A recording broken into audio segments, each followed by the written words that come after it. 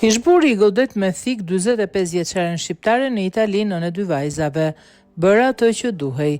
Një grua 45 vjeçare nga Shqipëria nën e dy vajzave u godit me thik për vdekje në rrugë në Tolentino në provincën e Maceratës. Ngjarja ndodhi pak pas orës 20 në Viale Benaduci në qendër të qytetit përpara 10 njerëzve që mbushnin rrugën. Gruaja Gentiana, hudhra me origjinë nga Shqipëria, u vra nga ish bashkëshorti i saj, 55 vjeçar, një bashkomës nga i cili grua ishte ndarë prej 3 vitesh.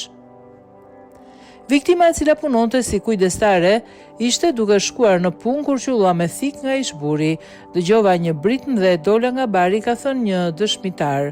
Grua ishte në tokë dhe ai vazhdonte ta godiste me shqelma, pastaj u ul në një stol dhe tha: "Bëra atë që duhej."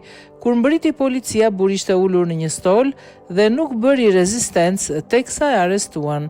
Sipas informacioneve fillestare, buri vuan nga probleme psikiatrike. Ai po mbaj ndalur në pritje të mbëritjes nga prokurori publik.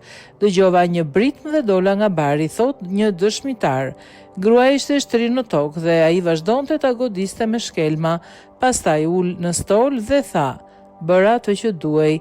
Ish bashkëshorti është 55 vjeç, gjithashtu me origjinë shqiptare, nga i cili grua ishte ndarë prej 3 vitesh.